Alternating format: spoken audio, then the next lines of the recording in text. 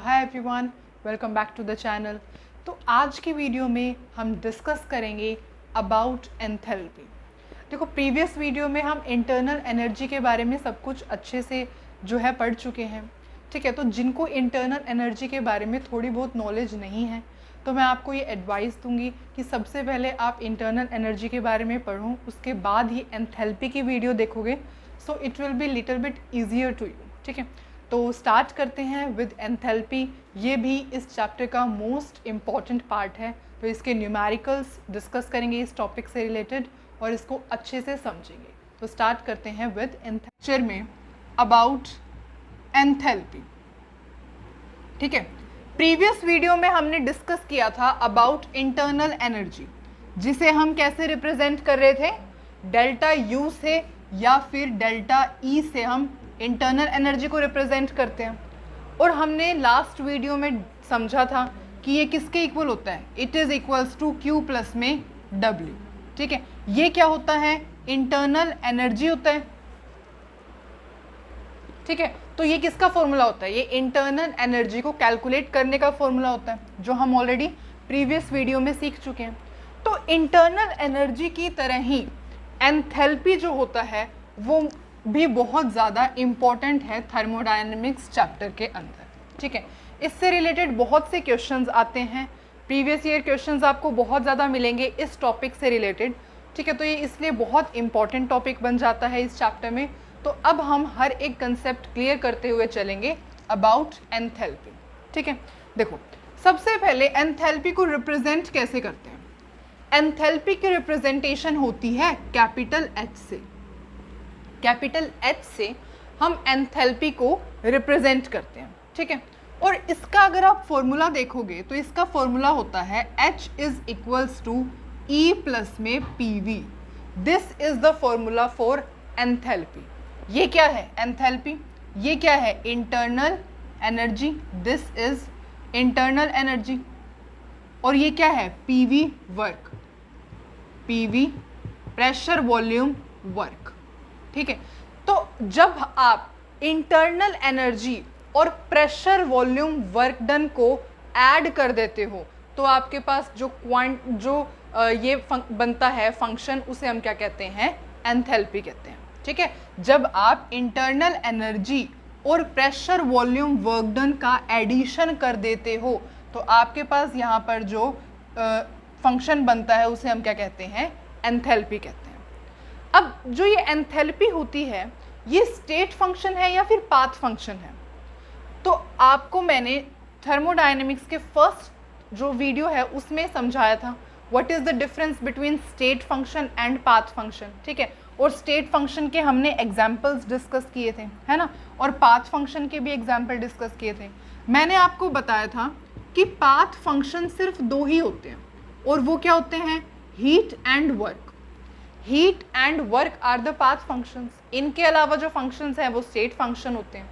तो एंथैल्पी क्या है, enthalpy is a state function.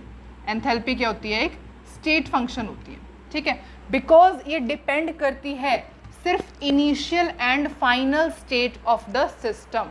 It does not depend on path, किस पाथ, जो प्रोसेस कौन सी पाथ फॉलो कर रहा है, एंथैल्पी उस पर डिपेंड नहीं करती। किस पर डिपेंड करती है, सिर्फ initial and final state of the system पर ये डिपेंड करती है। ठीक है, ओके। अब एंथैल्पी एक एक्सटेंसिव प्रॉपर्टी होती है या इंटेंसिव प्रॉपर्टी होती है। तो एंथैल्पी होता है एक extensive property, it is a extensive property. ठीक है, हम ऑलरेडी थर्मोडायनेमिक्स की फर्स्ट वीडियो में डिस्कस कर चुके हैं। जिसे नहीं पता एक्सटेंसिव इंटेंसिव के बीच में डिफरेंस, तो आप थर्मोडायनेमिक्स का लेक्चर 1 में ऑलरेडी अपलोड कर चुकी हूँ, इंट्रोडक्शन में आप वो देख सकते हैं। क्लियर, आगे बढ़ें। ठीक है, तो एक्चुअली होता क्या है, जो एंथैल्पी है हमने उसका फॉर्मूला डिस्कस कर लिया है, हमने उसकी दो प्रॉपर्टी डिस्कस कर ली है कि एक स्टेट फंक्शन होता है और एक्सटेंसिव प्रॉपर्टी होती है। पर अब तक हमने इसकी डेफिनेशन डिस्कस नहीं की है ना। तो एंथैल्पी की अगर आप डेफिनेशन देखोगे तो ये होता है heat exchange at constant pressure. Heat exchange at constant pressure को हम क्या कहते हैं, एंथैल्पी कहते हैं। अब आपको ये समझ में ही नहीं आएगा कि heat exchange at constant pressure क्या होता है। तो इसके लिए आपको समझना पड़ेगा जो है, ठीक है। तो इस लाइन को समझने के लिए, इस स्टेटमेंट को समझने के लिए, heat exchange at constant pressure is known as enthalpy, हम एक डेरिवेशन डिस्कस करेंगे, ठीक है, क्योंकि इसकी डेफिनेशन को समझना बहुत ज़रूरी है कि एंथैल्पी को हम heat exchange at constant pressure क्यों कहते हैं। तो सबसे पहले ये तीन आई थिंक आपने नोट कर लिए, सिर्फ हमने अब तक डिस्कस किया है इसका फॉर्मूला और ये दो प्रॉपर्टी, ठीक है, बहुत ईजी है। अब हम जो है थोड़ा सा इसके डेफिनेशन को समझने की कोशिश करते हैं। देखो, हम इस चीज़ को प्रूफ करेंगे, ठीक है।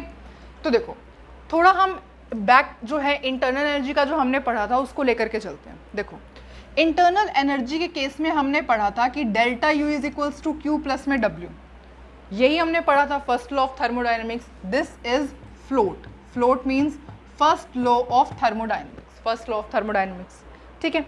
अच्छा, अगर एट कांस्टेंट वॉल्यूम इस प्रोसेस को देखा जाए, at constant volume, volume constant हो जाएगी, इसका मतलब क्या है, डेल्टा वी जीरो हो जाएगा, delta we become zero.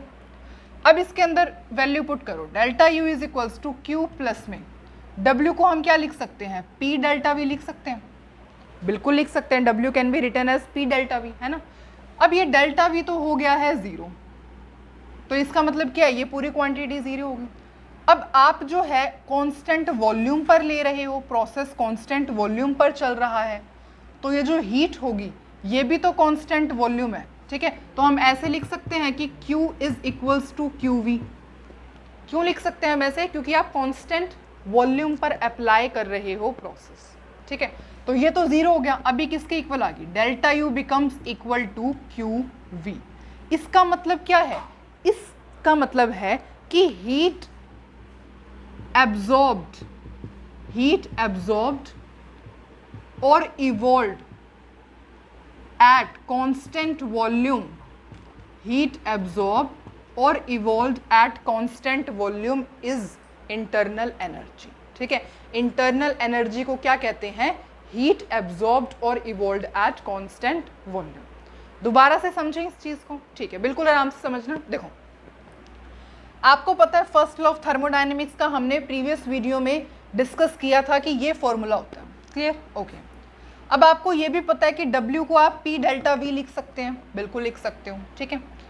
Constant volume पर अगर आप ये प्रोसेस करवा रहे हो तो डेल्टा V तो जीरो हो जाएगा, ठीक है।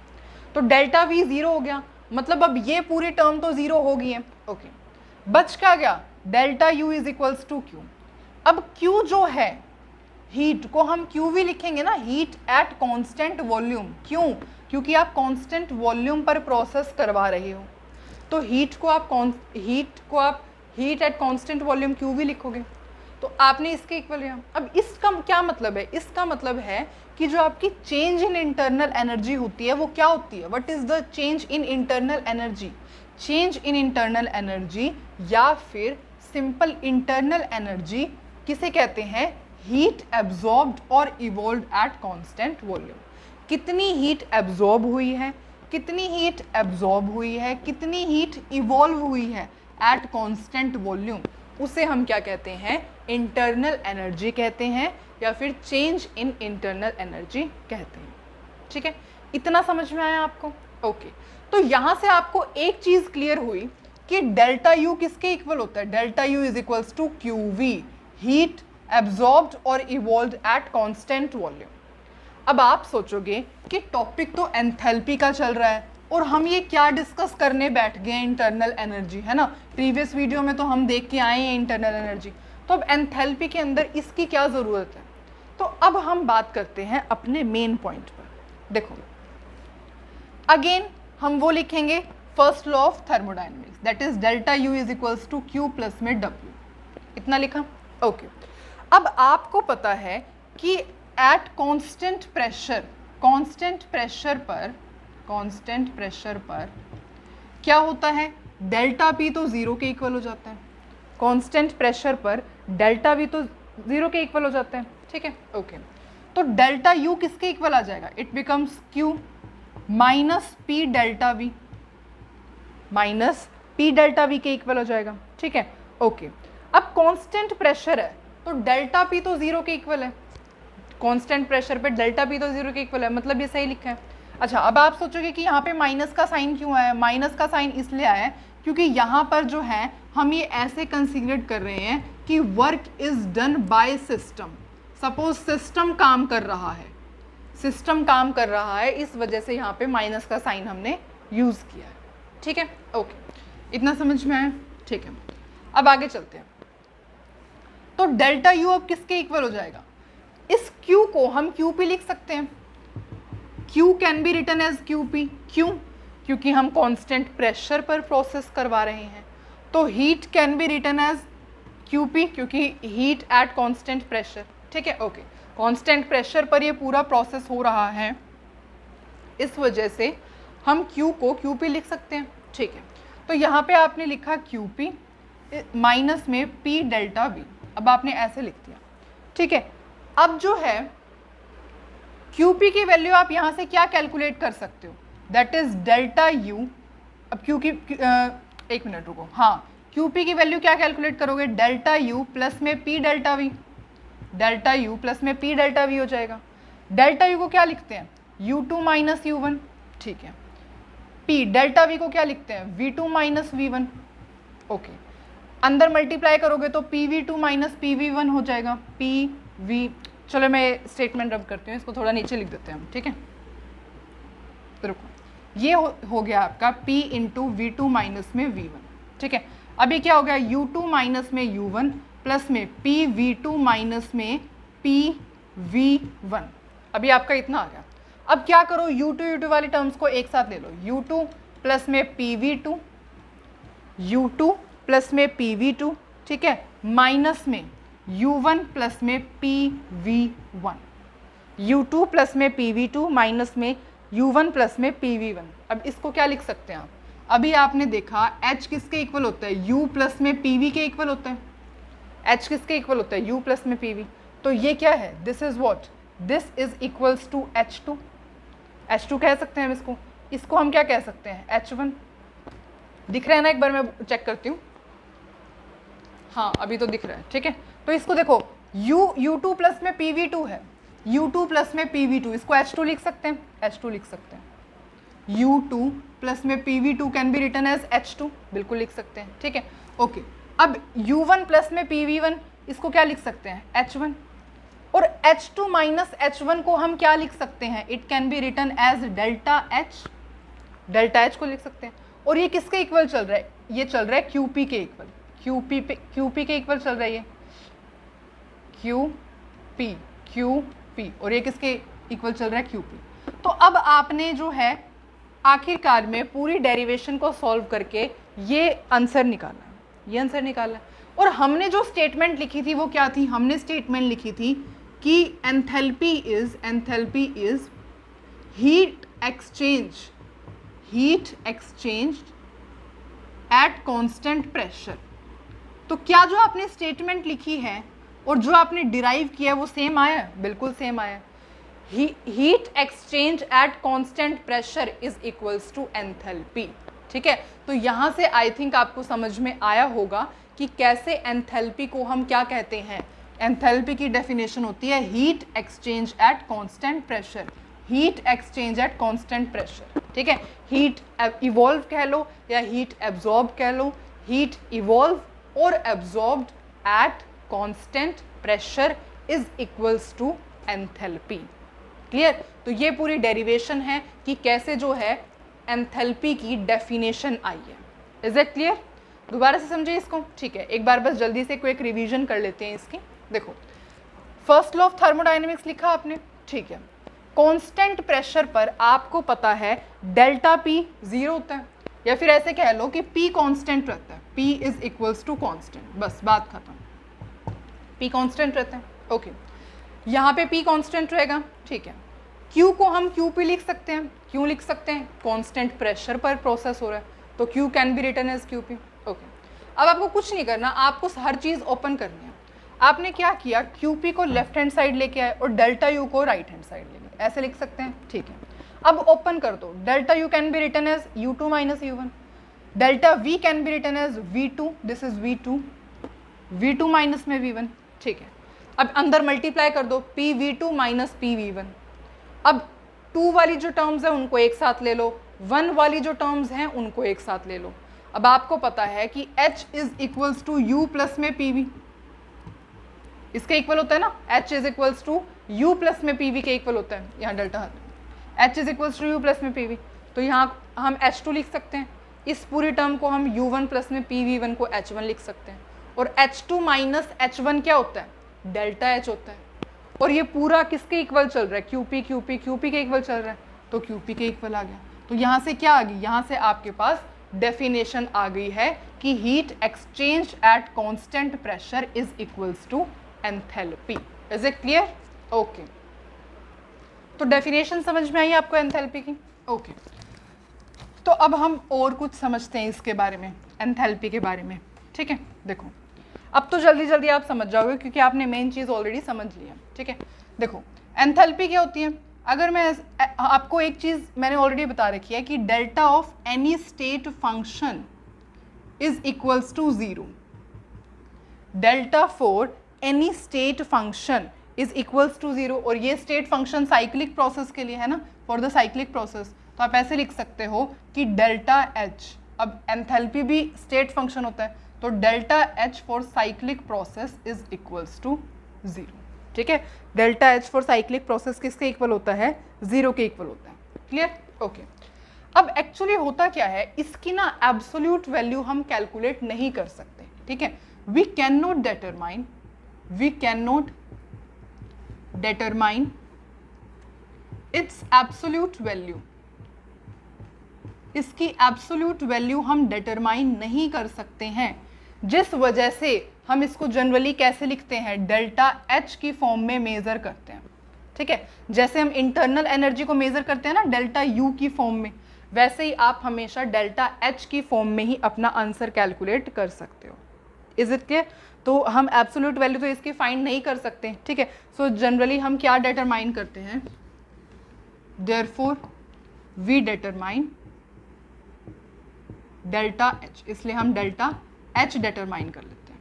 Is it clear? तो ये कुछ प्रॉपर्टीज हैं about the enthalpy. I think आपको ये सब कुछ अच्छे से समझ में आया, ठीक है। तो अब हम आगे चलते हैं। देखो अब मैं ये रब करती हूँ क्योंकि अब थोड़ा सा और आपके लिए इम्पॉर्टेंट पार्ट आने वाला है, ठीक है। देखो अब ध्यान से सुनना, जैसे हम ऐसे कहते हैं H is equals to E plus में PV, एंथैल्पी का ये फॉर्मूला होता है, ओके। तो अगर मैं बोथ साइड डेल्टा लूँ तो इसको delta H is equals to delta E plus में डेल्टा PV लिख सकते हैं, बिल्कुल लिख सकते हैं, यहाँ तक कोई प्रॉब्लम नहीं। अच्छा, अगर सपोज मैं आपसे कहूँ कि कांस्टेंट प्रेशर पर आप मुझे डेल्टा H की वैल्यू कैलकुलेट करके दो, तो कांस्टेंट प्रेशर है, प्रेशर कांस्टेंट है, P बाहर आ जाएगा, मतलब कैसे हो जाएगा, delta H is equals to delta E plus में P डेल्टा V। और अगर यही प्रोसेस कांस्टेंट वॉल्यूम पर होगा तो क्या हो जाएगा, कांस्टेंट वॉल्यूम पर V बाहर आ जाएगा, delta H is equals to delta E plus में V डेल्टा P, ये हो जाएगा कांस्टेंट वॉल्यूम पे, ये V डेल्टा P है, V डेल्टा P। तो अगर कांस्टेंट प्रेशर पर अगर प्रोसेस हो तो डेल्टा H की वैल्यू ऐसे हो जाएगी, और कांस्टेंट वॉल्यूम पर हो तो डेल्टा H की वैल्यू इस तरीके से आप कैलकुलेट कर सकते हो, ठीक है। तो ये होगी कांस्टेंट प्रेशर कांस्टेंट वॉल्यूम पर आपकी डेल्टा H की दोनों वैल्यूज। अब सपोज मैं इस इक्वेशन को फर्स्ट नाम दे देती हूँ, तो हमें पता है कि PV किसके इक्वल होता है, PV is equals to nRT के इक्वल होता है। तो क्या यहाँ पर जो PV लिखा है उसको हम nRT कह सकते हैं? यहाँ पर जो PV हमने लिखा है it can be written as nRT, बिल्कुल लिख सकते हैं, ठीक है। तो अब मैं ये दो चीज़ रब कर देती हूँ क्योंकि ये तो हो गया है, कांस्टेंट प्रेशर कांस्टेंट वॉल्यूम आपको पता चल गया, ठीक है। तो इसको हम ऐसे लिख सकते हैं, that is delta H is equals to delta E plus में डेल्टा क्या है nRT। अब यहाँ पर जो एंथैल्पी के केस में जो n यूज होता है ना, नंबर ऑफ मोल्स, वो क्या यूज होते हैं, Ng कहते हैं उन्हें। Ng क्या होता है, Ng का मतलब होता है n के नीचे सबस्क्रिप्ट में यहाँ पे G होता है, मतलब कि number of moles of product minus number of moles of reactant. और अगर स्पेसिफिकली बात करोगे तो number of moles of gaseous product and number of moles of gaseous reactant, उसे हम क्या कहते हैं, Ng कहते हैं। Ng किसके इक्वल होता है, number of moles of gaseous product minus number of moles of gaseous reactant. ठीक है, तो यहाँ पर जो N की वैल्यू होती है उसे हम क्या लिखते हैं, Ng लिखते हैं इन टर्म्स ऑफ, मतलब एंथैल्पी के केस में जहाँ पे N होता है वो G हम गैसियस लेते हैं उसके, मतलब number of moles of gaseous product minus number of moles of gaseous reactant. ठीक है, इतना समझ में आया? ओके, आगे चलते हैं। तो अब आपने जो है ये फॉर्मूला डिराइव कर लिया। अब ये जो फॉर्मूला है ना, इसको आप दो तरीक़ों से देख सकते हो। कैसे? हम दो केसेस इसके ड्रॉ करते हैं।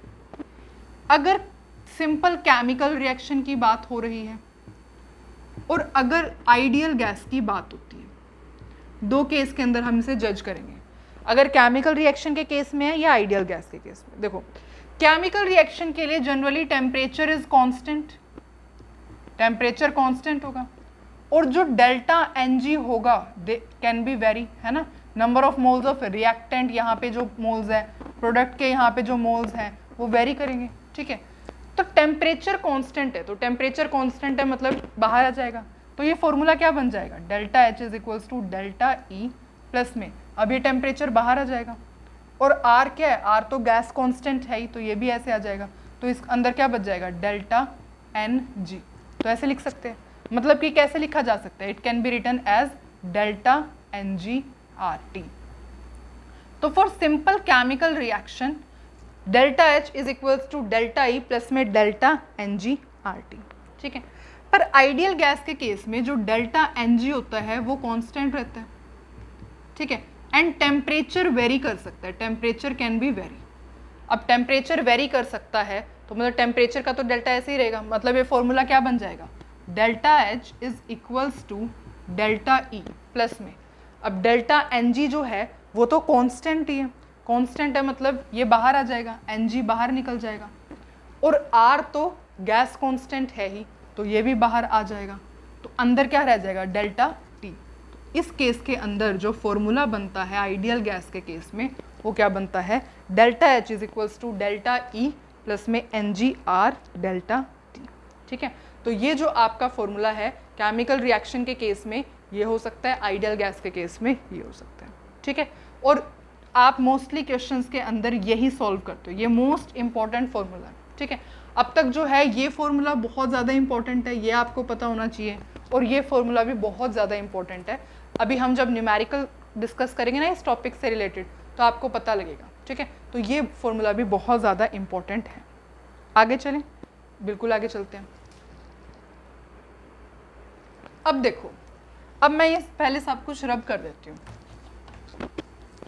ठीक है, ये हमने ऐसे रब किया, और इस फॉर्मूले को मैं थोड़ा यहाँ पे ऊपर लिख देती हूँ, delta H is equals to delta E plus में डेल्टा NgRT, और इसको क्या लिख सकते हैं, हम ऐसे लिख सकते हैं, delta H is equals to delta E plus में Ngr डेल्टा T। अब मैं इसे रब कर देती हूँ। ठीक है, अब आपके पास ये दोनों फॉर्मूले हैं। अभी आपने देखा है कि जो हीट एक्सचेंज होता है, heat exchanged eight constant volume, उसे हम क्या कहते हैं, जल्दी से बताओ। हमने अभी 10 मिनट उसके ऊपर लगाए हैं तो आपको पता होना चाहिए। और heat exchange at constant pressure, उसे हम क्या कहते हैं, बताओ जल्दी से। Heat exchange at constant volume, heat exchange at constant pressure क्या कहते हैं। देखो, heat exchange at constant volume को हम कहते हैं डेल्टा E या डेल्टा U, और heat exchange at constant pressure को हम कहते हैं डेल्टा H। अभी आपने देखा ना कि डेल्टा U या फिर डेल्टा E किसके इक्वल होता है, QV के, और डेल्टा H किसके इक्वल होता है, QP के इक्वल होता है। They can be written as QV and QP, बिल्कुल लिखे जा सकते हैं, अभी तो हमने डिस्कस किया है। ठीक है, ओके। तो अब जो है, अगर आप एक काम करो, अगर आप डेल्टा H की जगह QP लिख सकते हैं, बिल्कुल लिख सकते हो। QP is equals to delta E की जगह आप क्यू वी लिख सकते हो, बिल्कुल लिख सकते हो, क्यू वी प्लस में delta N G R T. तो आपका जो है हीट की फॉर्म में एक ये फॉर्मूला भी वेरी इंपॉर्टेंट है, आप नोट करोगे।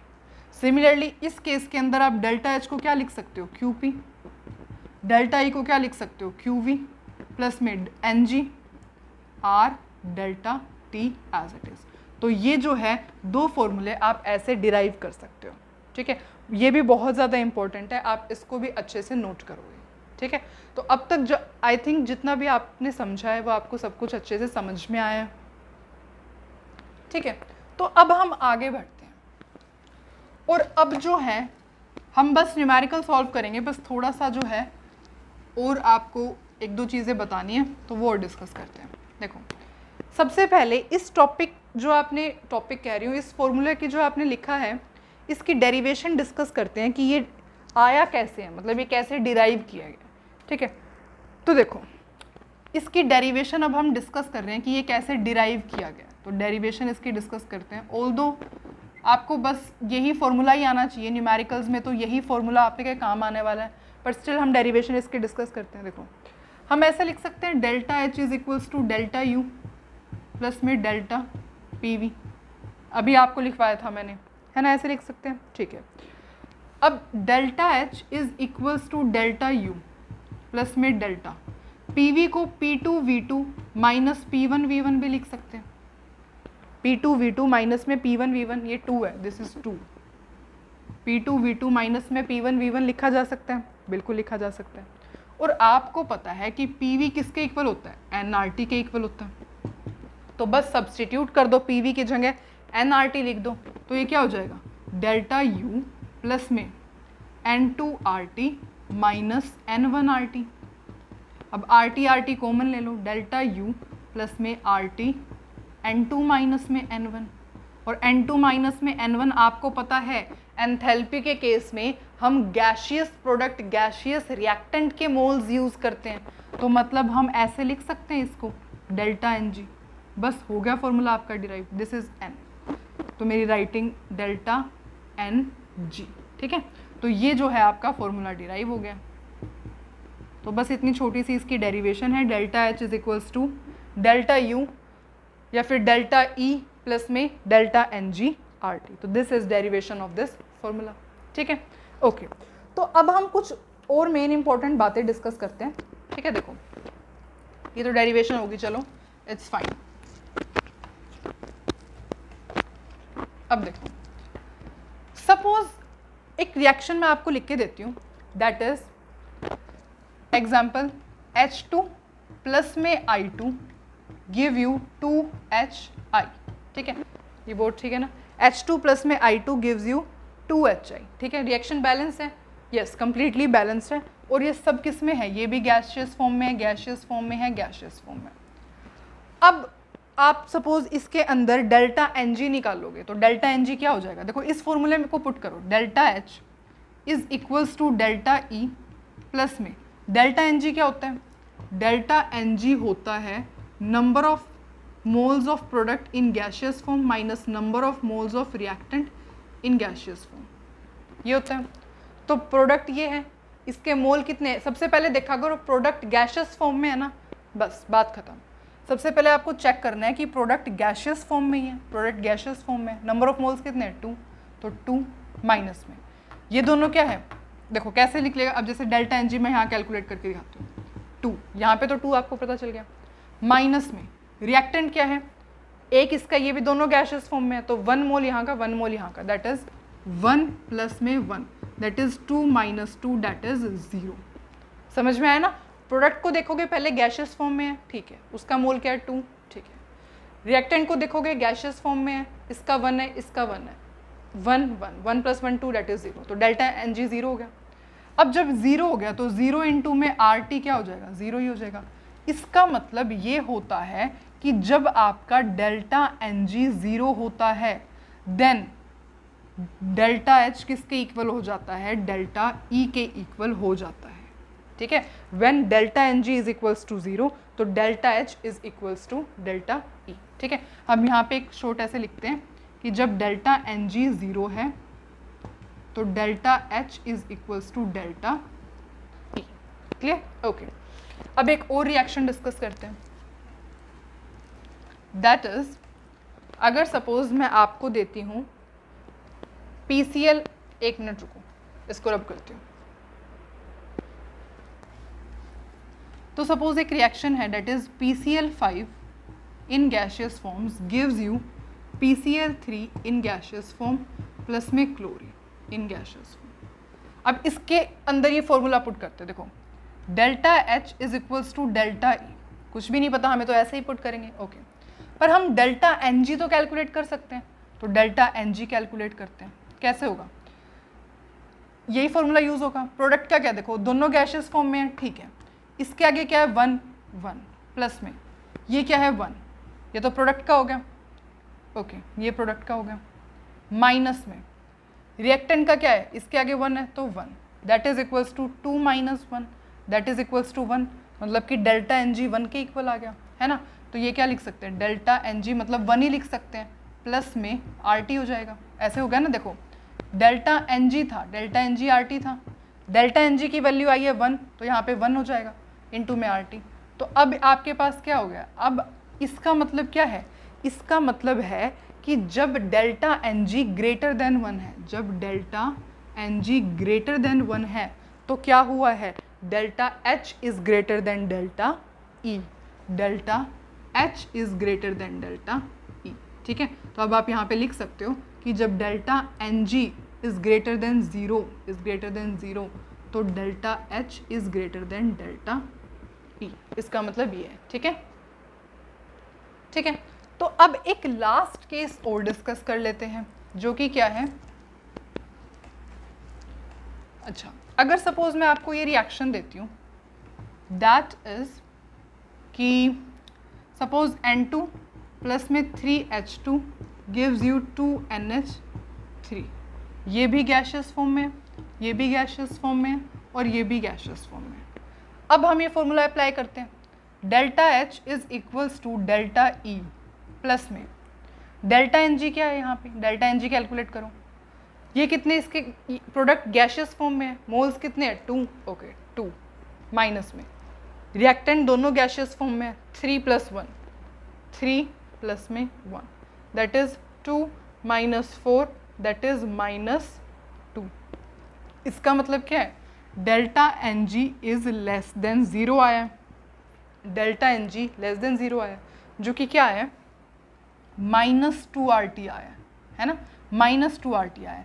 इसका मतलब क्या है, जब delta N G less than 0 होता है ना, when delta N G is less than 0 तो आपका डेल्टा एच छोटा होता है डेल्टा ई से, delta H is smaller than delta E. ठीक है, अब ये सारे के केसेस क्या हैं, ये सारे केसेस क्या हैं, ये सारे केसेस से आपको सिर्फ ये पता चलता है, ये जो आपने 3 स्टेटमेंट लिखी है, ये तो जो मैंने आपको सिर्फ करके दिखाया है कि कैसे ये आया है, आपको सिर्फ ये पता होना चाहिए जब डेल्टा एन जी 0 के इक्वल आया तो ये दोनों इक्वल होते हैं। ठीक है, ग्रेटर देन 0 आता है तो डेल्टा एच बड़ा होता है डेल्टा ई से, और जब लेस देन 0 आता है तो डेल्टा एच छोटा होता है डेल्टा ई से। Is it clear? ओके, ठीक है, इतना समझ में आया? ओके, तो अब कुछ फॉर्मूलेज हैं जो आपके न्यूमेरिकल पॉइंट ऑफ व्यू से काम आ सकते हैं, हम वो और लिख लेते हैं, उसके बाद हम इस टॉपिक से रिलेटेड क्वेश्चन सॉल्व करेंगे। ठीक है, देखो जो डेल्टा एच होता है वो और किसके इक्वल होता है, n C P delta T के। You can also write delta H is equals to n C P delta T. ठीक है, ओके। अगर सपोज आपके पास प्रेशर और वॉल्यूम वेरिएबल हैं तो आप ऐसे लिख सकते हो कि P2 V2 minus P1 V1। ठीक है, आप क्या लिखते हो, यहाँ पे क्या लिखते हो, डेल्टा ऐसे लिखते हो ना, डेल्टा PV। तो जब प्रेशर भी वेरी कर रहा है, P1 से P2 जा रहा है, वॉल्यूम भी वेरी कर रहा है, मतलब V1 से V2 जा रहा है, तो इसका मतलब क्या है, आप इसको कैसे लिख सकते हो, P2 V2 माइनस में P1 V1, आप ऐसे लिख सकते हो इसको। ठीक है, तो ये 2 फॉर्मूलेज हैं जो आपके बहुत ज़्यादा काम आ सकते हैं। अच्छा, एक और चीज़, जैसे हमने अभी डिस्कस किया है कि जो डेल्टा U होता है वो किसके इक्वल होता है, QV के इक्वल होता है, और जो डेल्टा H होता है वो किसके इक्वल होता है, QP के इक्वल होता है। क्यों? heat absorbed or evolved at constant volume is equals to change in internal energy, and heat absorbed or evolved at constant pressure is equals to enthalpy. ये दोनों हमने अभी डिस्कस किए. अब आपको पता है डेल्टा यू क्या है. डेल्टा यू एक स्टेट फंक्शन है और डेल्टा एच भी क्या है, एक स्टेट फंक्शन है. तो क्यूवी और जो क्यूपी होते हैं they both are independent of path.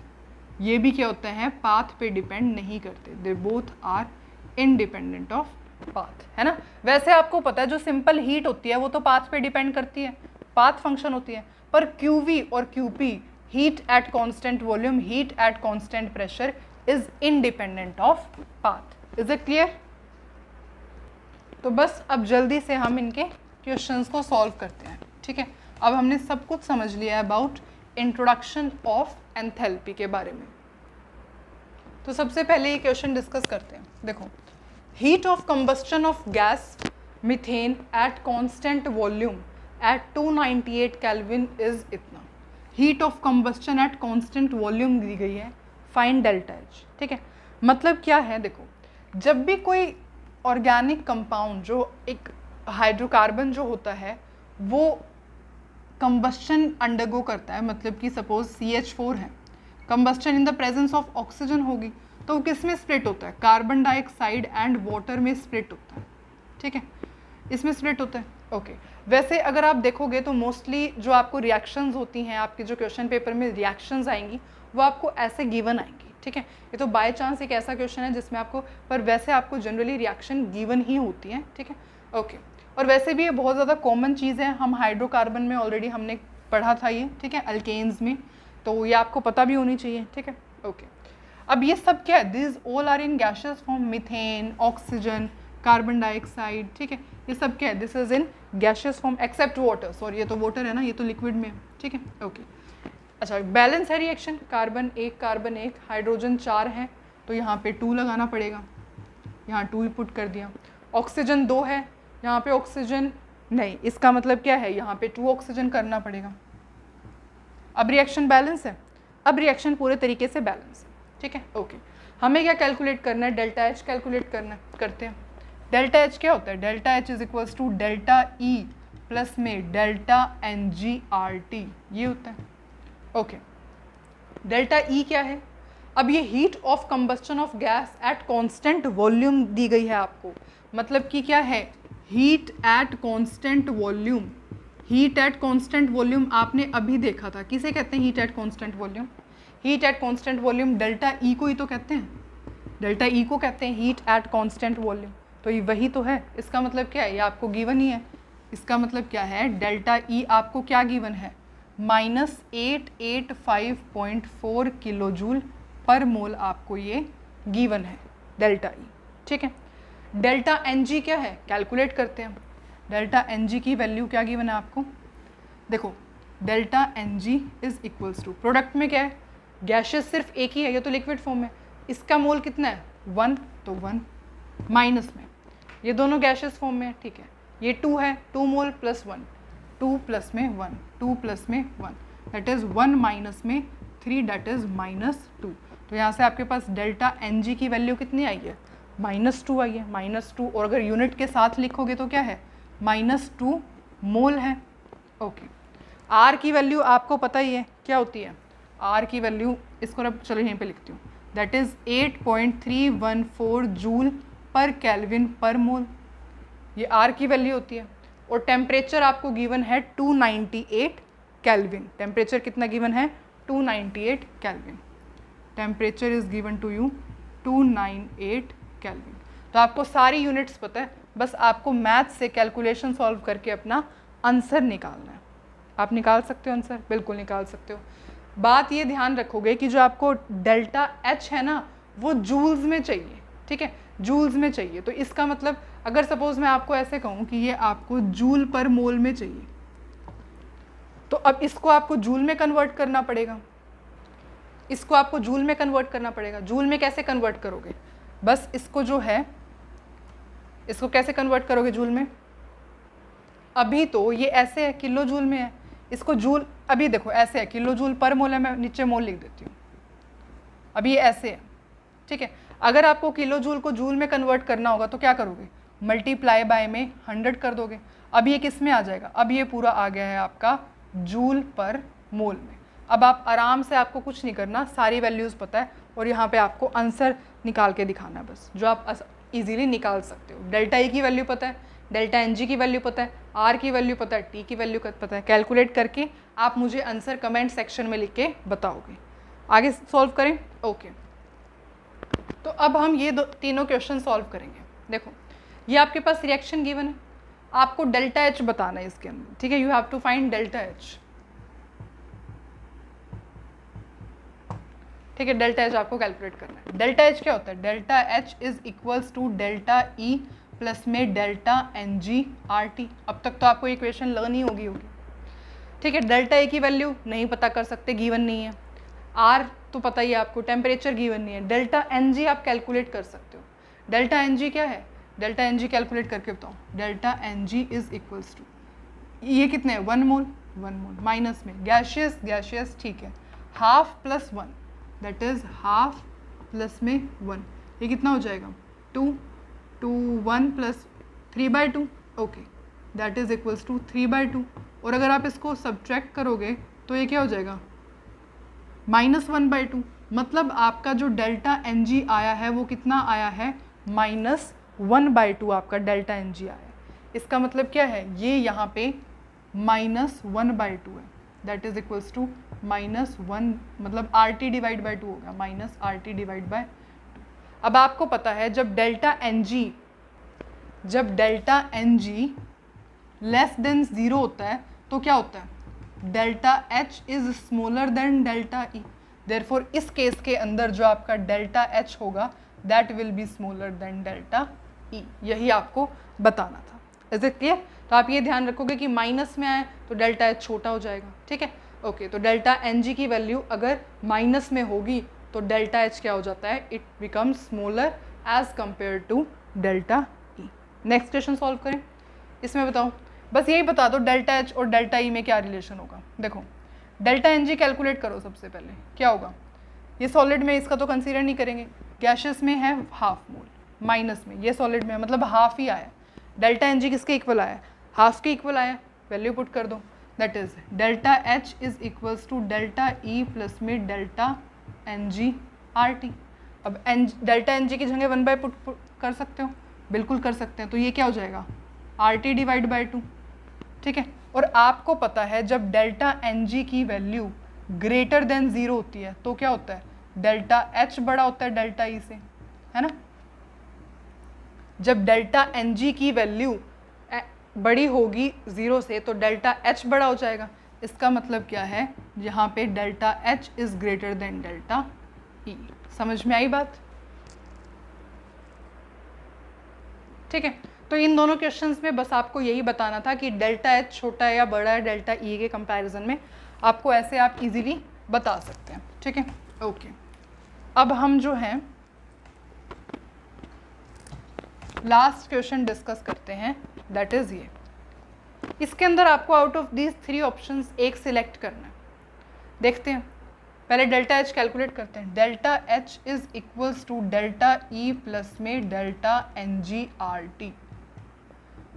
Delta E as it is रहेगा, डेल्टा एन जी क्या है, कैलकुलेट करना पड़ेगा।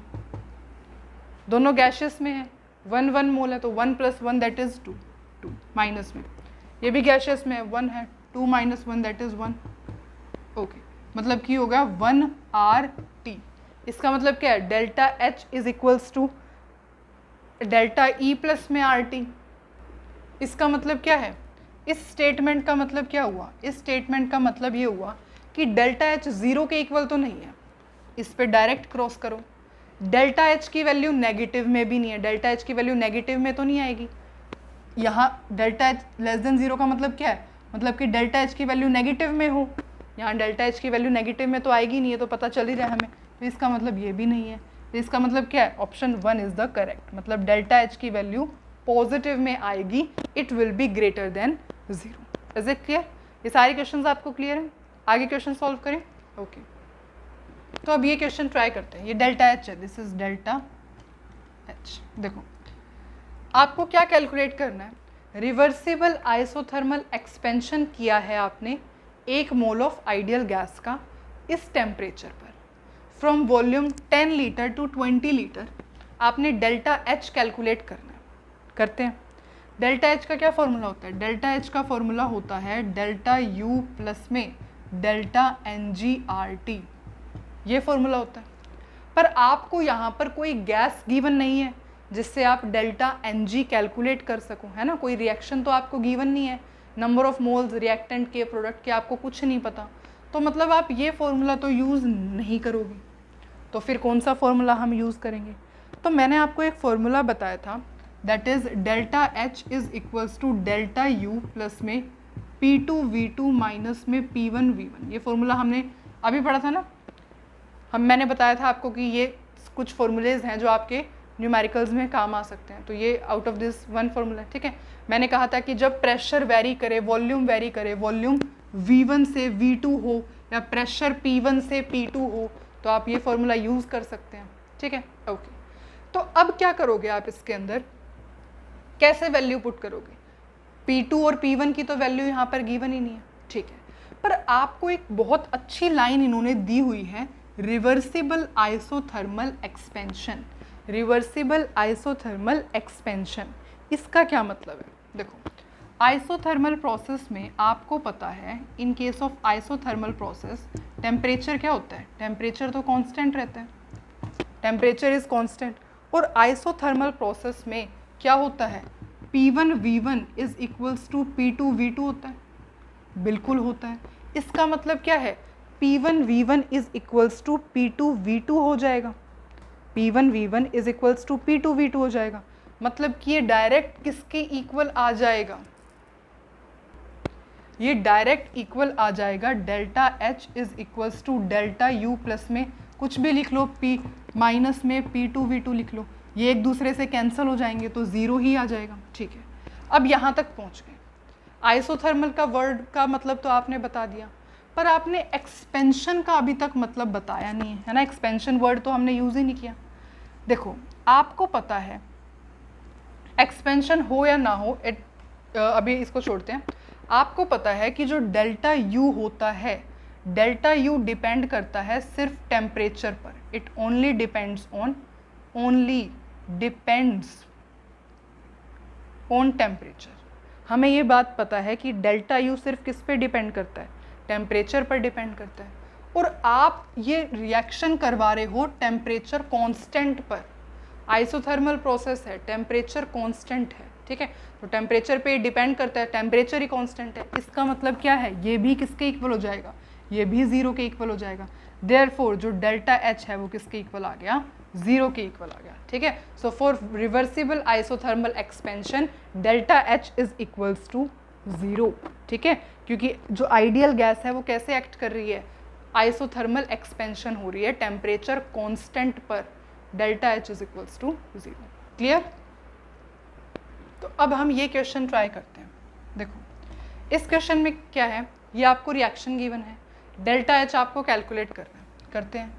Delta H is equals to delta E plus में delta N G R T, ठीक है, ओके। डेल्टा ई क्या given है, डेल्टा ई आपको गिवन है माइनस 67.71 किलोज कैलोरी प्लस में डेल्टा एन जी क्या है, देखते हैं डेल्टा एन जी क्या है। Delta N G is equals to, इसका मोल 1 है, 1 गैशियस में है ना, ठीक है, ये दोनों भी गैशियस में है, हाफ प्लस 1, हाफ प्लस 1, और ये कितना हो जाएगा 2 1, दैट इज़ 3/2, ओके 3/2, और 1 में से आप 3/2 को सब्ट्रैक्ट करोगे तो ये कितना हो जाएगा, दैट इज़ यहाँ पे 2 आएगा, ठीक है, तो ये कितना हो जाएगा, दैट इज़ -1/2, तो आपके पास ये क्या आया -1/2। आर की वैल्यू क्या है, देखो आर की जो वैल्यू होती है ना कैलोरीज के अंदर, अगर आप चेक करोगे तो आर की वैल्यू होती है 2 कैलोरी पर डिग्री पर मोल, ठीक है, ये आर की वैल्यू होती है इन टर्म्स ऑफ कैलोरीज, पर हमें तो किलो कैलोरीज में चाहिए, तो कैलोरीज को किलो कैलोरीज में कन्वर्ट करने के लिए क्या करेंगे, हम इसको डिवाइड कर देंगे 1000 से, मतलब ये क्या है, देखो ये अभी ऐसे है 2 कैलोरी पर डिग्री इनटू में मोल, ये ऐसे है। इसको किलो कैलोरीज में कन्वर्ट करने के लिए क्या कर देंगे, डिवाइड कर दो 1000 से, तो ये किसके इक्वल आ जाएगा, कैलोरीज मोल इनटू में डिग्री, अभी ऐसे हो जाएगा।